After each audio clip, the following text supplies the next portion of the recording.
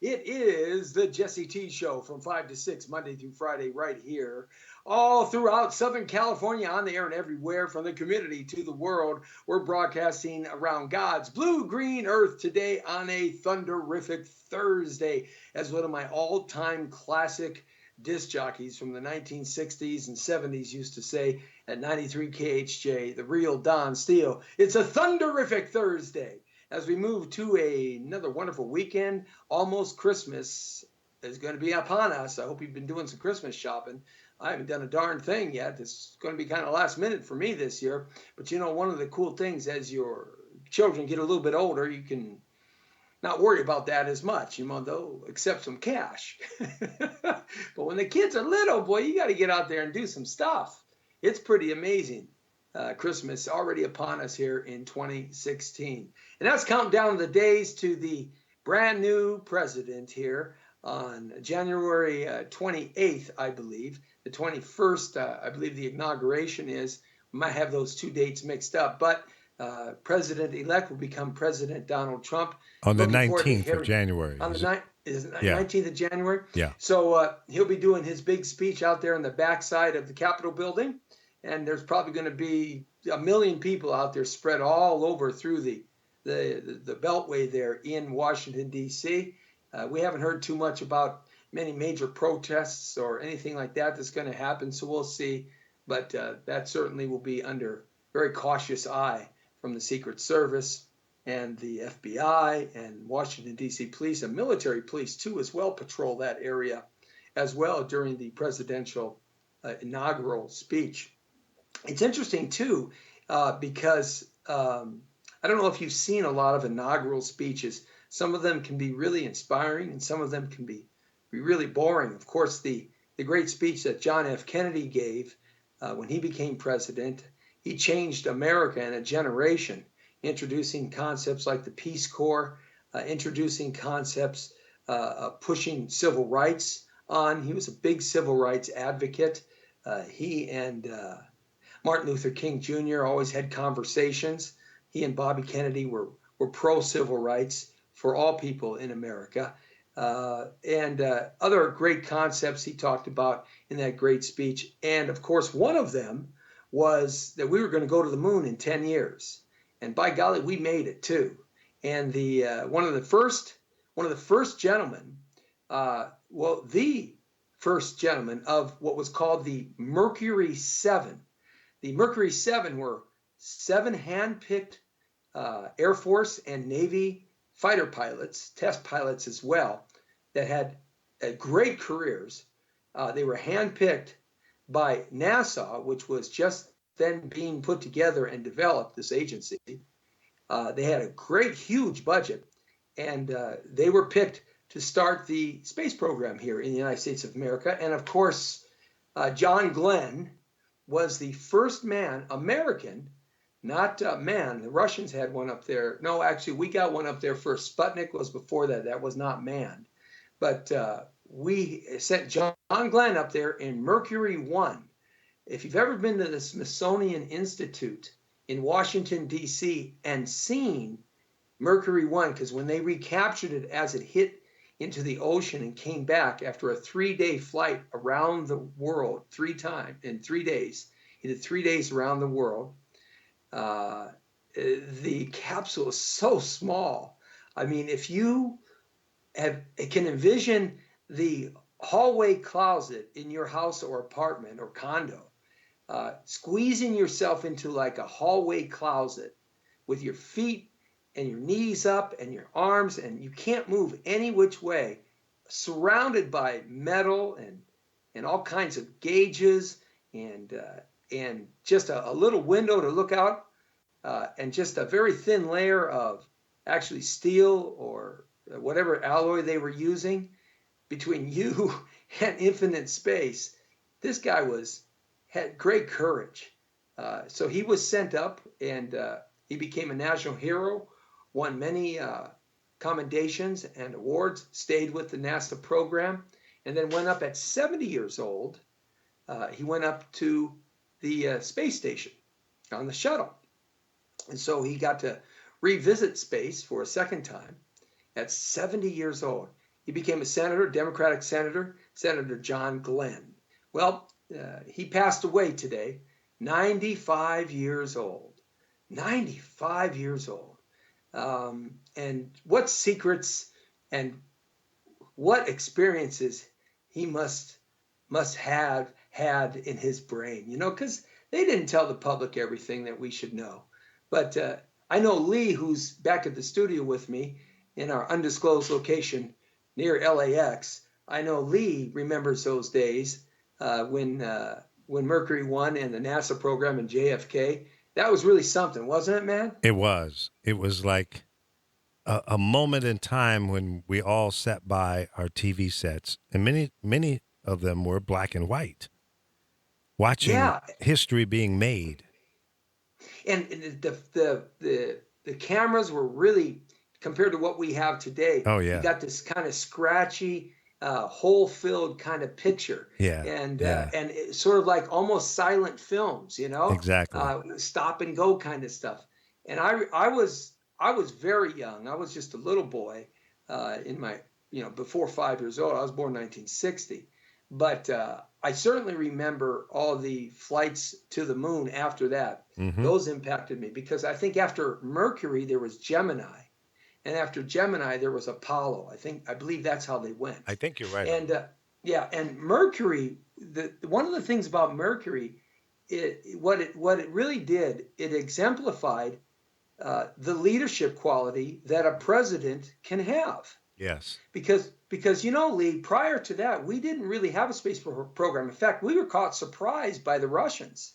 Yeah, that's right. We had to step up our game to not let them outdo us. And get to the Yeah, moon first. right. And the big scare, of course, was nuclear bombs hitting us Right. from space, or ICBM missiles, That's or right. missiles shooting off from landmass to landmass, and we couldn't have the Russians be up there first. That was with Sputnik. Mm-hmm. But behind the leadership of JFK, and this is what a good president that has a single vision about very specific things can do. Because in reality, the president is like an executive, like a CEO. He sets the ideology of the corporation or the ideology of the government, but it's the people he hires Mm-hmm. and the businesses that work with the government and the people that work with the businesses that really push that agenda forward if they get behind the dream that the president bestows in all of our hearts and minds. And that's something that JFK could really do almost better than anybody I've ever seen. Yeah, he was a great motivator. Definitely a Yeah, great motivator. and he was I believe, he was a very well, he was very wealthy, came from a wealthy family, so he was a guy who really never wanted to be president. His older brother, who died in World War II, actually wanted to be, was the heir apparent to be president of the United States, according to the Kennedys, old man Kennedy, Right. Joe Kennedy. JFK was a guy who was always riddled with illness and body problems, and Yeah, was always injured in the military. He had a back right. problem from that. Right. And so, Mm-hmm. but he had that leadership quality, and he said, "We're going to put a man on the moon in 10 years." And we did it. Mm-hmm.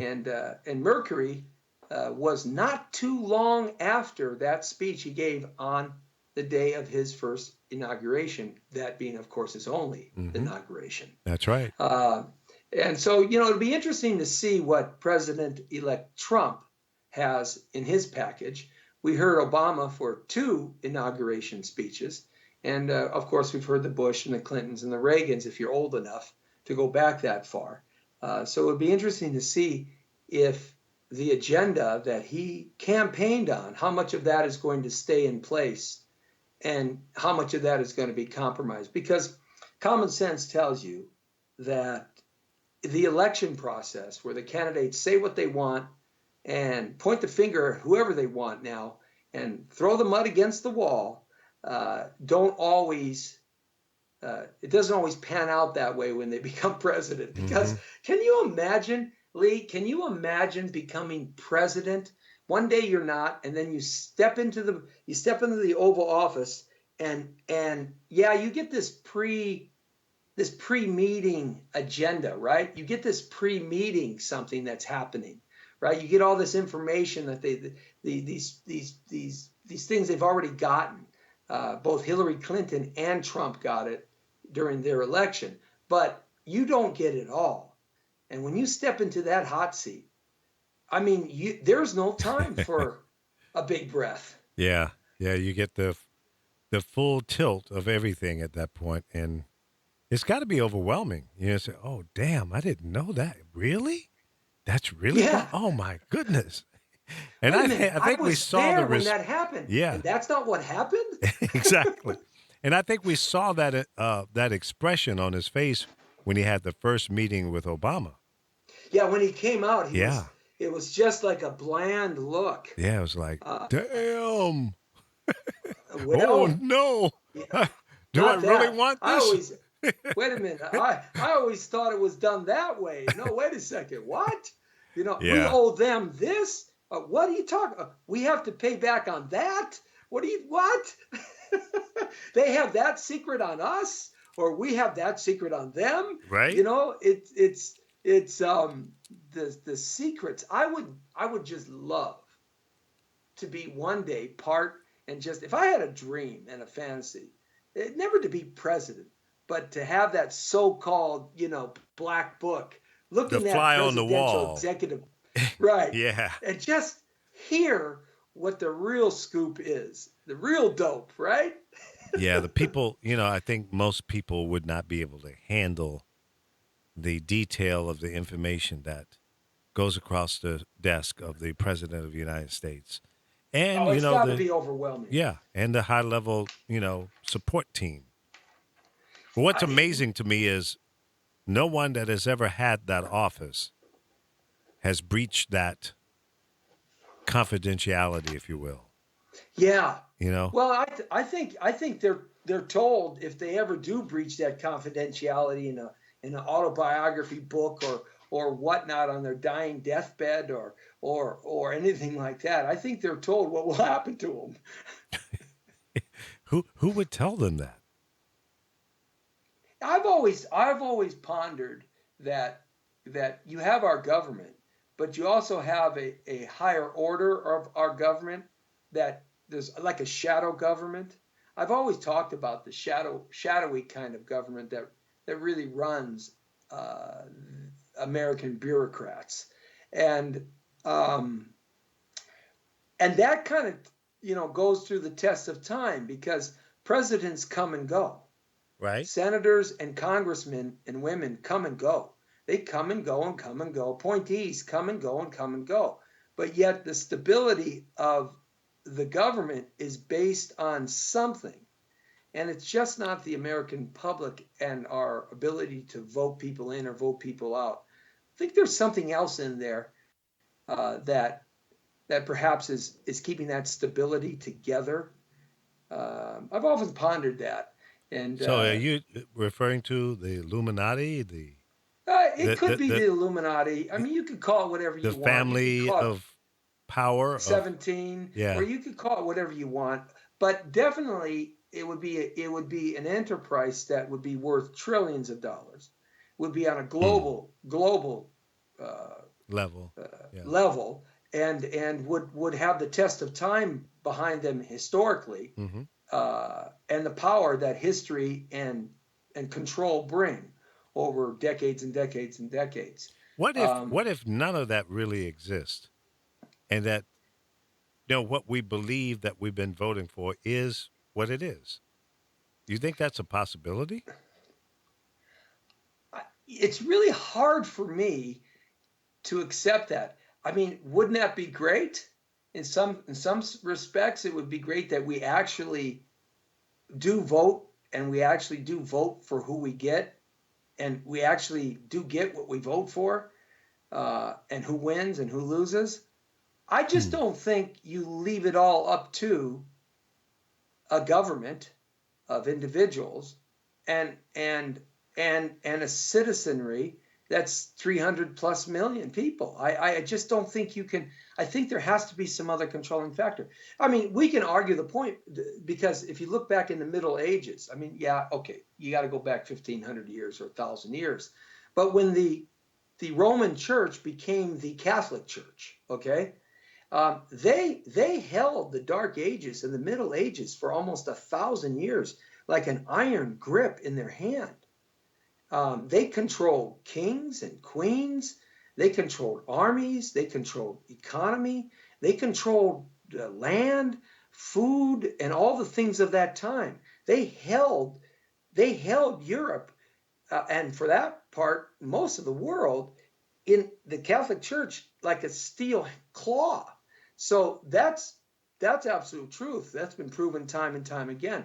They did it through guilt. They did it through sin. They did it through faith. They did it through fear. They did it through torture. They did it through murdering. They did it through politics. They did it through all kinds of ways, but they held that control. So why couldn't and why wouldn't our country and our world economy today be held in the same way by a fashion that may be similar to that? It's Well, you not bring up a good far-fetched. argument. Yeah. And I think there's an argument for either side of that, that maybe there is no higher power. And what we have led to believe that we vote for the president and he or she, is the leader. There's nobody else that they have to answer to. Or maybe there is Yeah, another and door and some guy steps out, or a conversation over the phone, or a secret meeting in the middle of the night. I mean, how does that work? I think I think in a lot of ways it worked like organized crime used to work in history gone by, like the Italian mafia used to work, like the Chinese tongs work, like the Russian mafia works. I think it like Al Capone did in Chicago. Um, he doesn't have to be the five bosses of New York didn't have to be on every corner, but they knew that the workers down at the docks, which was the unions were owned by one of the families in the mafia, that the dock worker there, who might be a manager or something, he knew that when the truck came in to get whatever disappeared off the ship, whatever they wanted, he just kind of shut the door and went and had his lunch, right? He knew that he wasn't going to argue that position and call the police, because in many times the police was a part of it.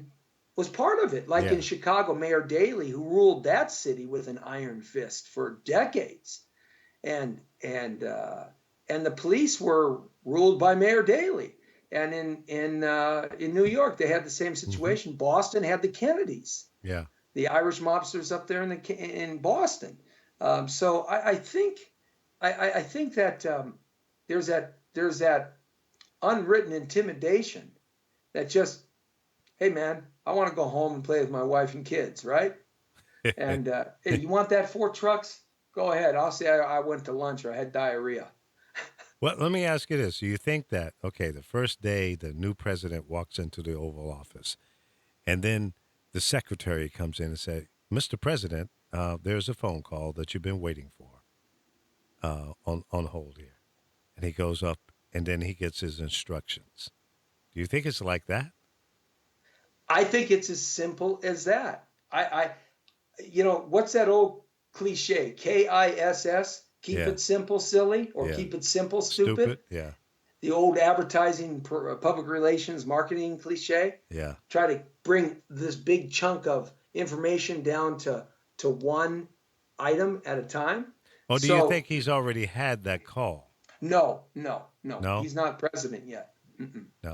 No, he hasn't taken that call yet. Not till the day he walks. Because remember, when he gets into the office, or whoever, just not him, we're talking about Trump right now, but when he gets into the office, what really happens is that he has what? His cabinet that he's putting together right now. Right. Okay.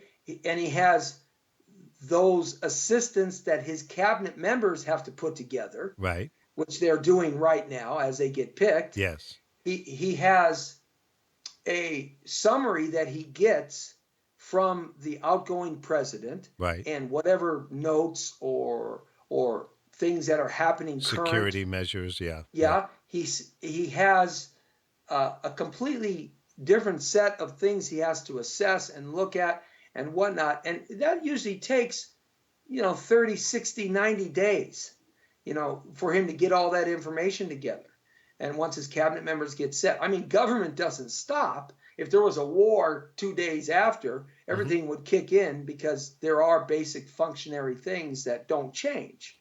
Why do you think he has not attended these security meetings? I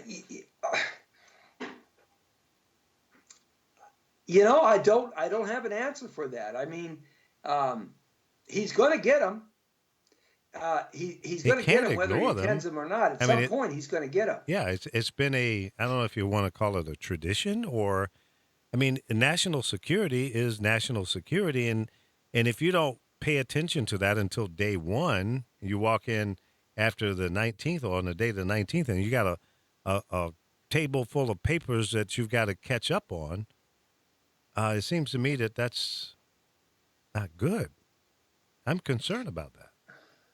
Well, it is something to take into concern. What if there's some? Of course, the processes of national security, it does swoop over from one president to the other.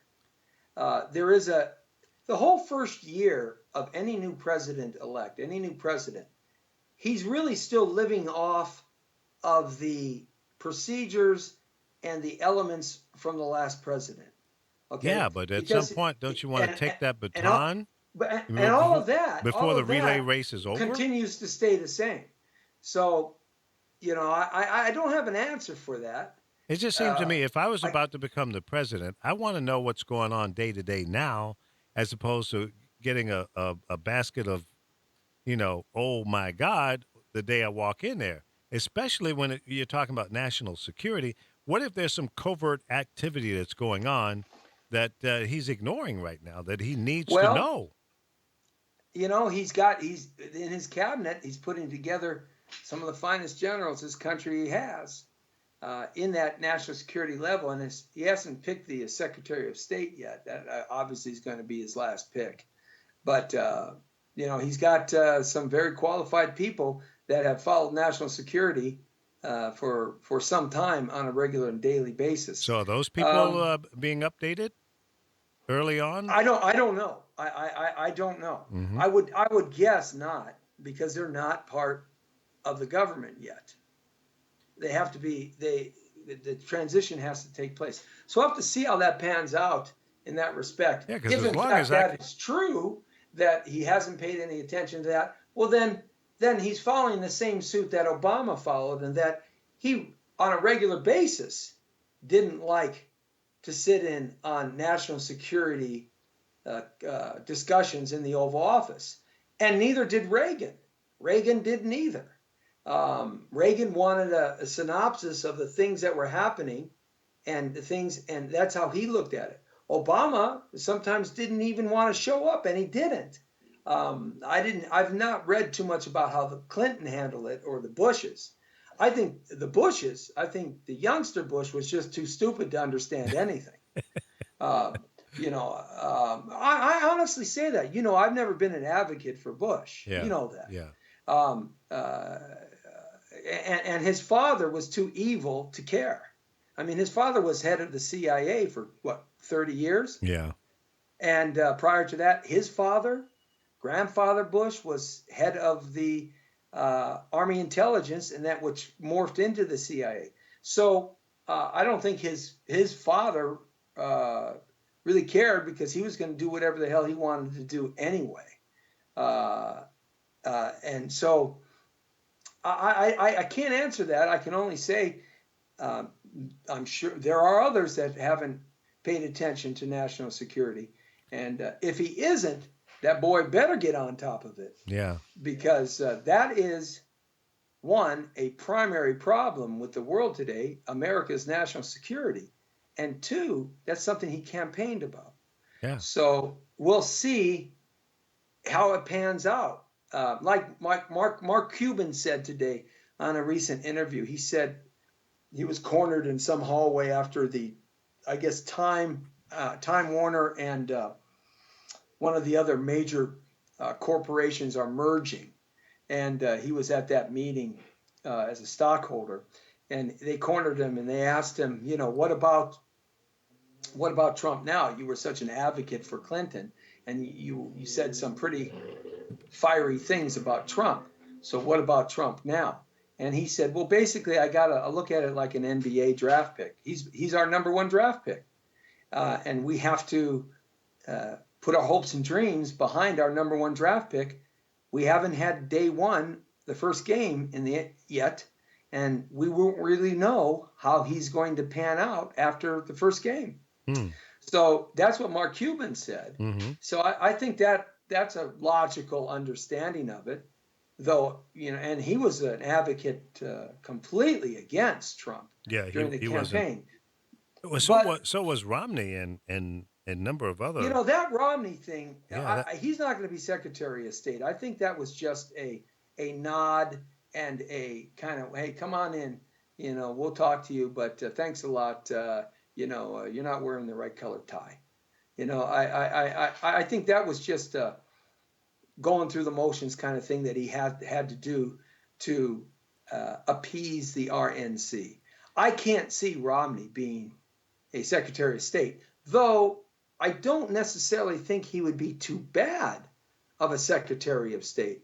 But he was such the opposite of Trump when he was governor of Massachusetts in terms of his core ideological things, that I don't see him hiring somebody like that. I think Romney would have been a pretty good president, but he lost to Obama, which is interesting because Obama, when you look at the map, the way it came in the last election for Obama, almost all the states that came in for Obama in the northern states, almost all the states flipped and came in for Trump.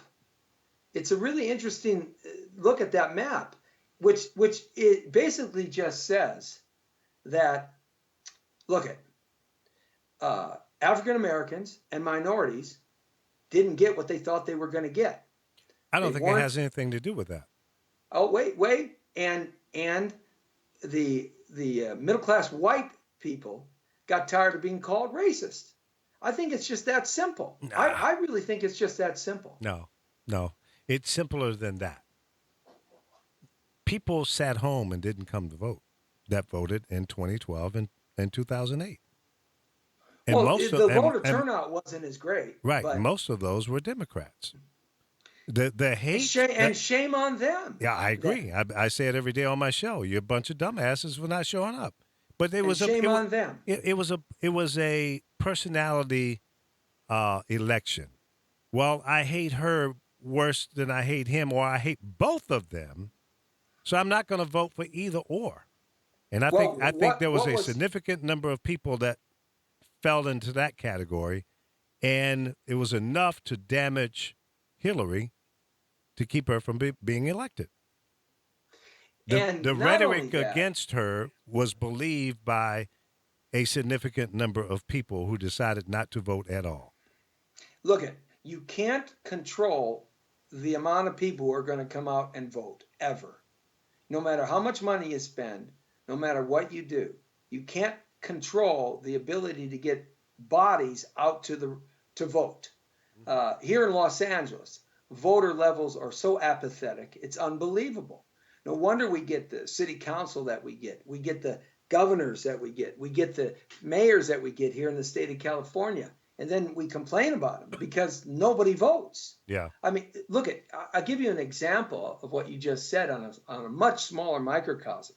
The 6th district of the city of Los Angeles, which encompasses the part of the northeast and central San Fernando Valley, okay? Mm-hmm. CD6, city council member. Now this is mind-boggling. There are 70,000 registered voters. Okay, mostly all Democrat because that's basically what they are here. But there's some Republicans and independents in there. But nevertheless, there's 70,000 registered voters. Okay, this is why you never really get a Republican and a Democrat running against each other for the city councilship here in Los Angeles, because most of the voters registered are Democrats, and if you're Republican, you really have a hard battle, a hard mountain to climb. Mm-hmm. So what you have here is you have out of 70,000 plus registered voters in just one little CD6 of the San Fernando Valley for the city council member.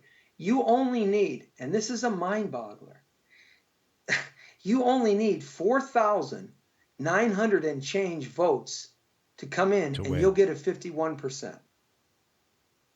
That's how many people don't vote. Yeah, and that's a sad state of mind when people do not participate, and then they stand around and bellyache about the results. You know what? I don't want to have a conversation with them. I really don't. It's amazing. It is an amazing thing, and if you multiply that on a national level, it's the same thing. Yeah. And so, but then what are you given? You're given what you got. And basically, when you're assessing what you've got and you're looking back at the statistics to try to understand it that these analysts do all day long, I mean, what a boring job that's got to be. Sit there and look at that kind of stuff. I mean, I think of Poindexter with these guys, right? And it's like, have a conversation with them is like having a conversation with a brick wall. Yeah. Might as well talk to yourself. Sort of what we do here at thepowerofvoices.com.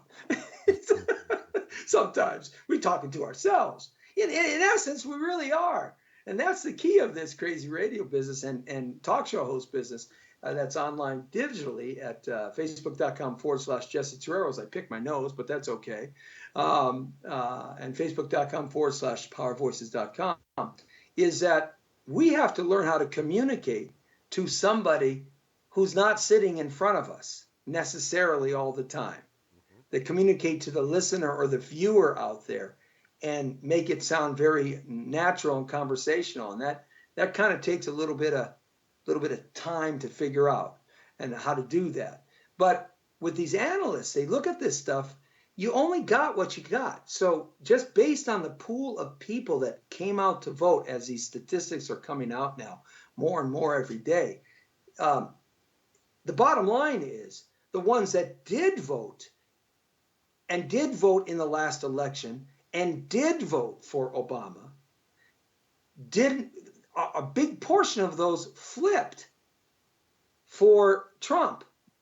And that's interesting. That's interesting. And that's why I make the statement that in reality, I think it was just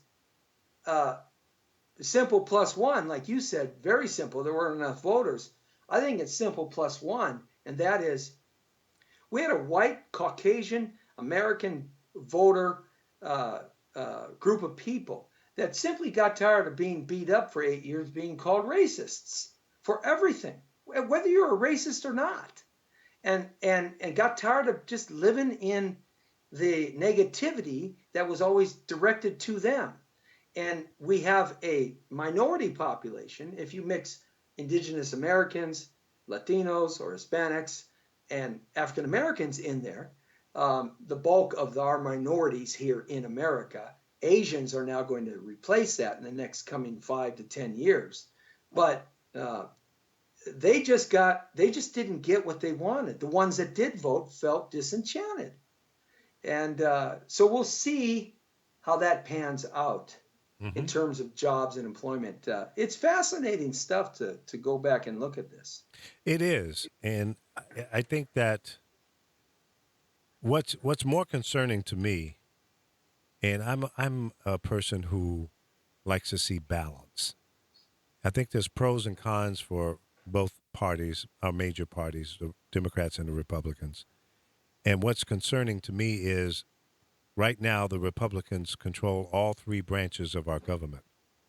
And they can have their way without, and it doesn't matter the Democratic pushback because they don't have enough control in the House or the Senate.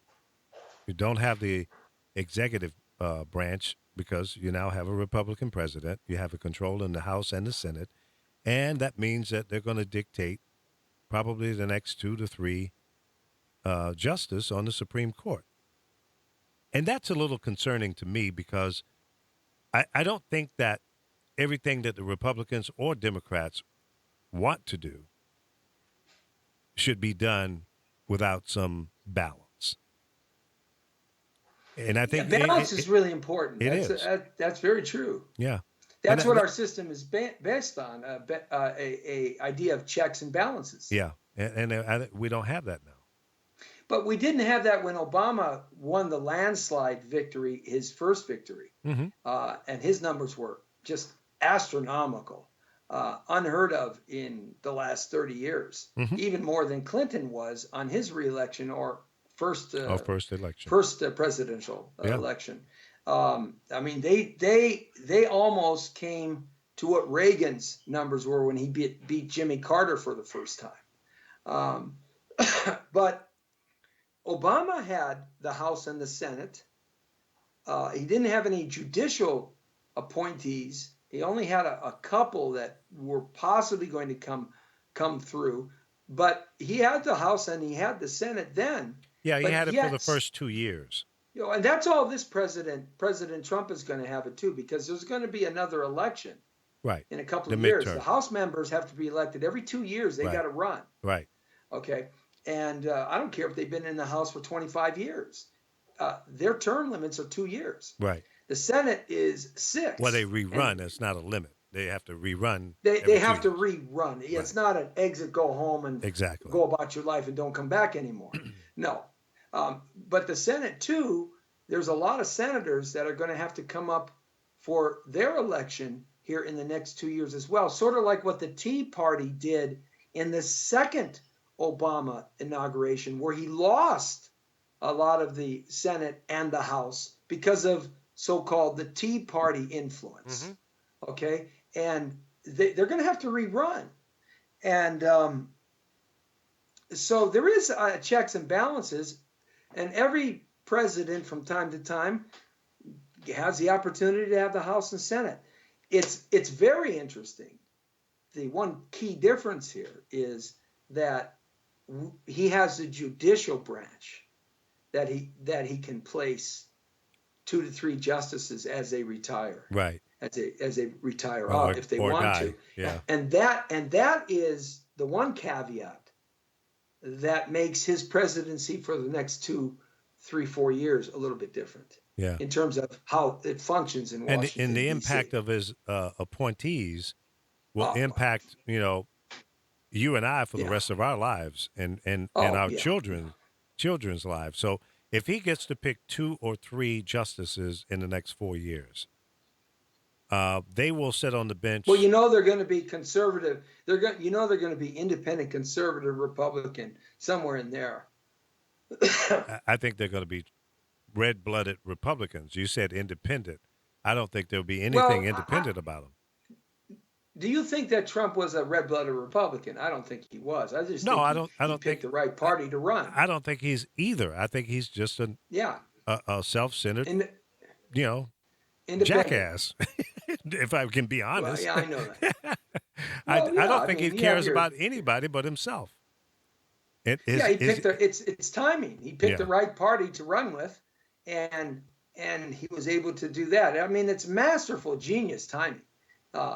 Whether it happened perchance or it happened by choice and by discussion and by targeting, you can argue either point. But the point is, he's definitely going to have that, and we're going to have a much more. Let me put it this way: if we have a more constitutional judicial branch than we have right now, or that we have had for 8 to 10 years, okay, a branch of government that adheres more to the Constitution and the amendments, I'm all for that. I don't care whether you're liberal or whether you're Republican, right wing, left wing. It doesn't make any difference as long as you adhere to the Constitution. And people argue with me all the time, well, the Constitution is too old.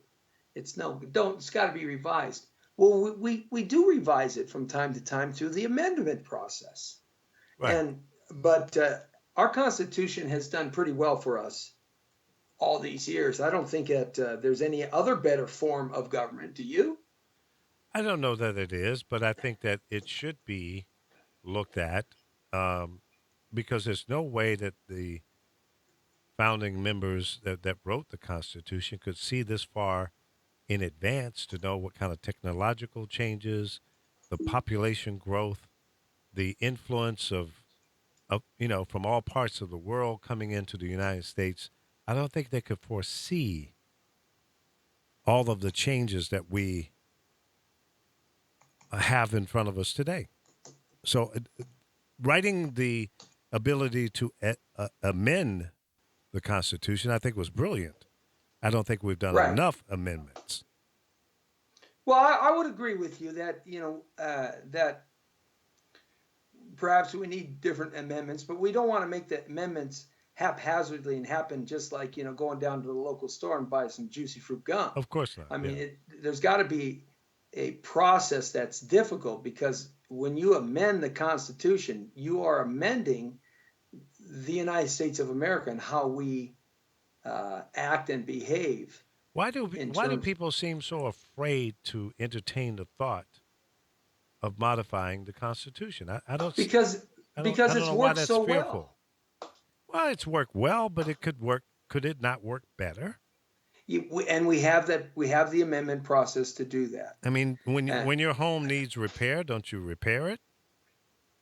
but When your that body doesn't is govern sick, don't you? 320 doesn't govern 327 million people. And there were not 327 million people when they wrote this thing. How And many? that's the beauty of the document, is that it had the breadth and opportunity and the forward-looking ideology that would allow it to expand and grow as our country expanded and grown. Right. Because the forefathers knew this, Lee. You've got to agree with me on this. The forefathers knew this.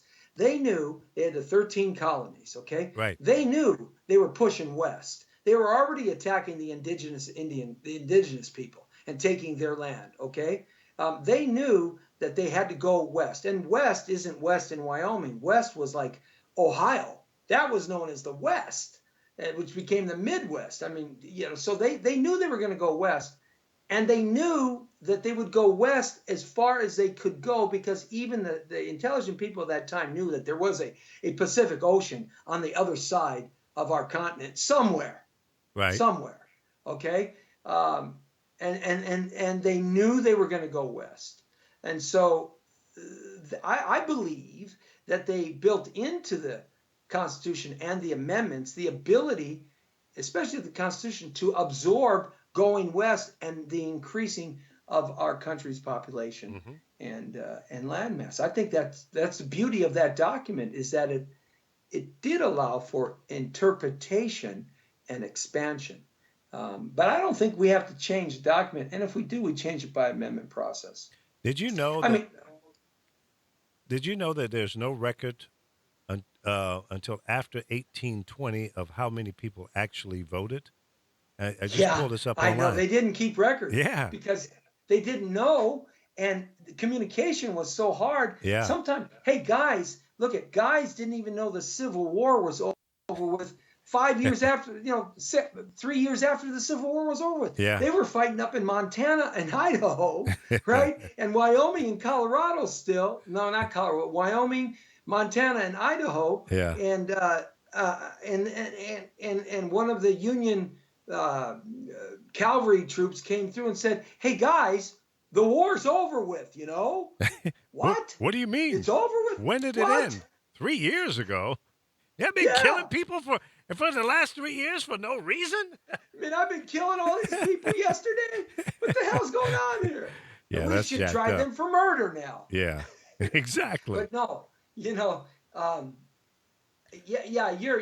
right. They didn't know. They didn't have the forms of communication that we have today. So once again, I believe that the Constitution can hold its water, and we make the changes through the amendment process in that respect. But it is interesting, and the inaugural speech, which got us going on this conversation. The inaugural speech will be very telling in terms of how he becomes the leader and unifies the nation under things that he wants to accomplish.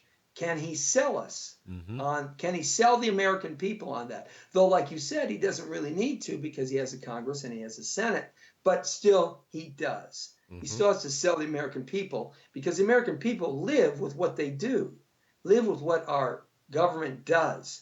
And if we don't like it, at some point in time, we get tired of it. And this is why government has changed from one party to the next.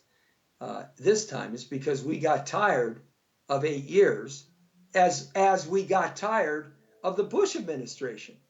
I mean, those guys were just they put 16 years in our pockets. Yeah. Or no, 12 years in our pockets between those two guys, right? Yeah. So we got tired of them, and so it'll be interesting to see. What is fun to see is all the celebrities in Hollywood backtrack off some of the disgusting things that they were saying about Trump. That's interesting to see. I wonder, I think about that quote that Madonna, where she offered, right, maybe sarcastically, but she offered it anyway, where she was willing to give oral sex to anybody who could prove they voted for Hillary Clinton. I think she would have had more impact if this was maybe 20 years ago, if she made that statement. Yeah.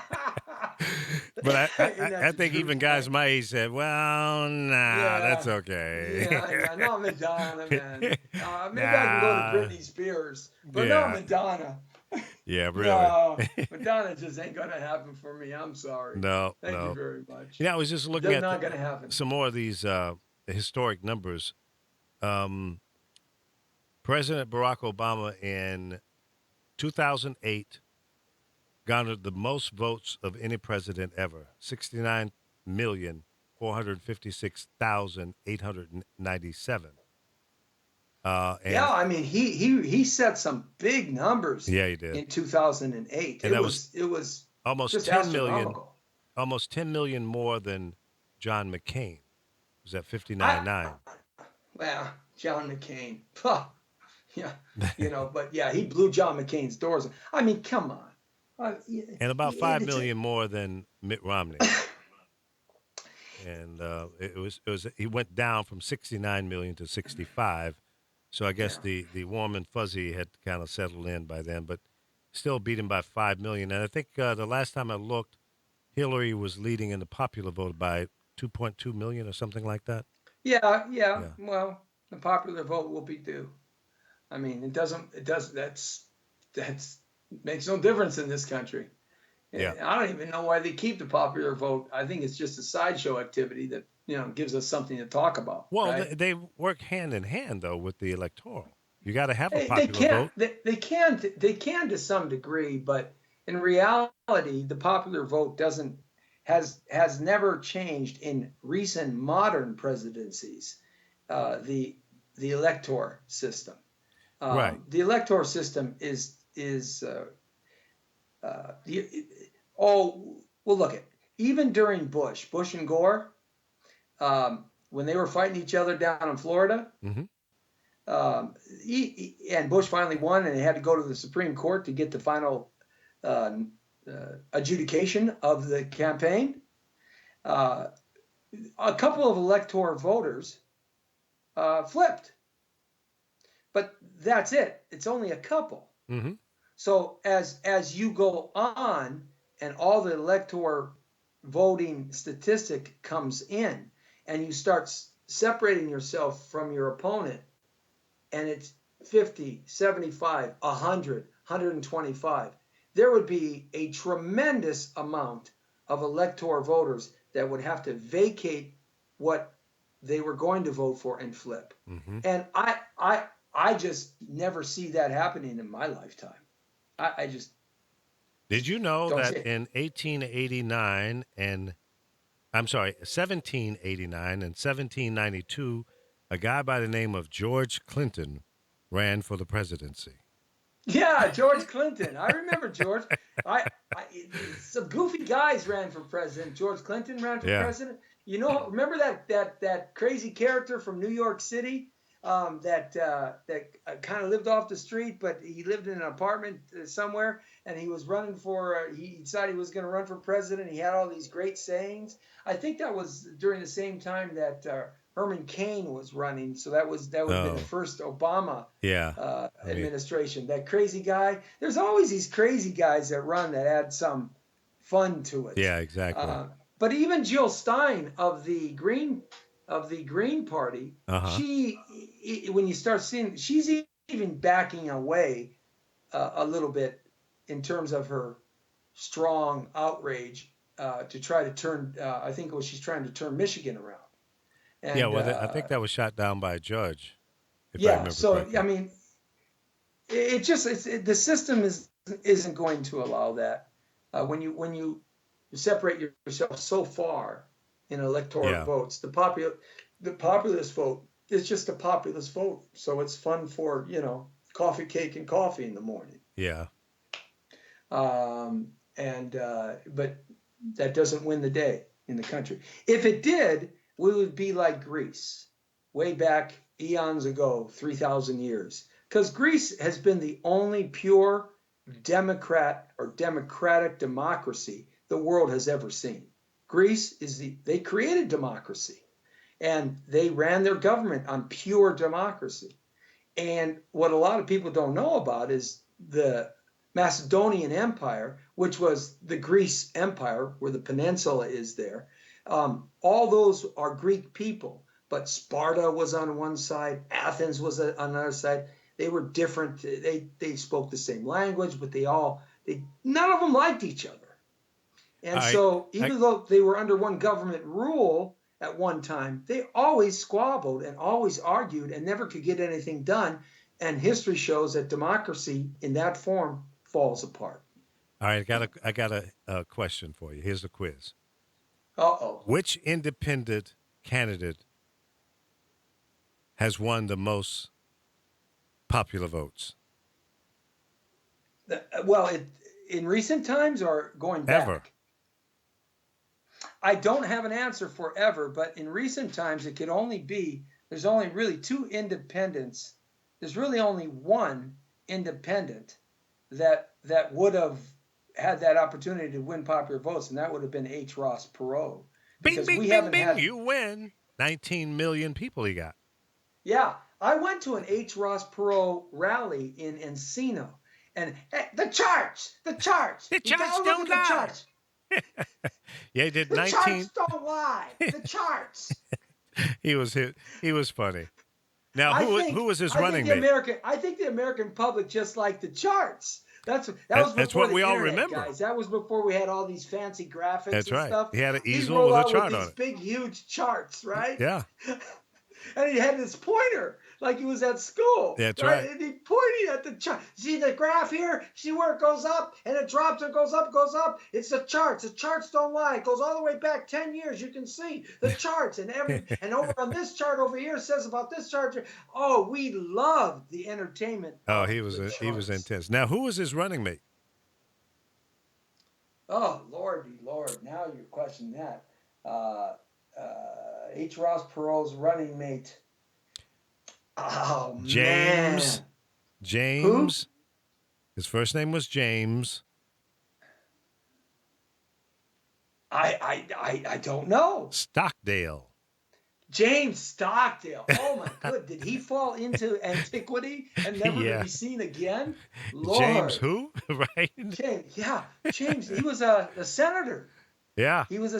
a senator. I believe he was a senator I don't recall. in the northeast, something Ohio or something. I don't remember. Yeah. But because H. Ross Perot was from Texas. Yeah. He had that Texas drawl. Yeah, right? He sure did. Yeah. Man, He's still around, right? I don't know. He fell off the scene like a rock falling Big from time. the Empire State Building. Let me One look day him he's up. there, the next day he's gone. The big, if you want to say conspiracy concept is that, well, it's a fact. While he was campaigning, his daughter was run off the road and got in a horrible automobile accident, and it was due to someone who ran her off the road in Texas. You know how long those Texas highways are. Yeah. And He's nothing can 86 be years seen. old. He's still around. Yeah, Texarkana, Texas. Texas, and then it seems to me that right after that he quit. Well, I think that was his signal. Get out of the race. Really? You think that was it, huh? Absolutely, because he was on the way to make some really good inroads. Whether he would have won or not, who knows? But he would have certainly cut in to either the Republican or the Democrat who were running at the time, and could have swayed the vote to go one way or the other. Just like the Commerce Watchdog that ran an independent campaign. He's kind of fallen off the media scene too. He was a guy who always watched for things that were doing awful and bad and hurting people. Oh, what's his name? I don't know. But yeah, he helped one of the presidents become president because he stole votes from the other one, and that's what they didn't want with H. Ross Perot. Yeah, he ran twice. I forgot the fact that he ran in 96 and 92. Yeah. Yeah. It's the earlier one that we remember him from. Yeah. Yep. Because he dropped off from 19.7 million down to 7 million the second time he ran. Yeah, absolutely. So he wasn't a threat. He lost the charts. He lost the charts. The charts. The internet was starting to come in. The charts weren't working anymore. Hey, thanks, man. I had fun on this show. Hey, man, thanks all for joining us, Lee. It's always good to have a conversation with you. Check out Lee every morning from 10 to 12, right here, Monday through Friday. He's got a great talk show, he and Carol, and they have lots of interesting topics and great guests, a lot of fun. Check them out right here at www.thepowervoices.com, 10 to 12. This is the Jesse T Show, Monday through Friday from 5 to 6, kind of a potpourri of soft political talk today. Looking forward to the inauguration of the Trump presidency and all that good stuff. We'll see you tomorrow right here from 5 to 6. And you are in the world according to Torero. And I bid you adieu. And always remember, hey, you're straight on the point. The Brown Beauty is off duty. I'll see ya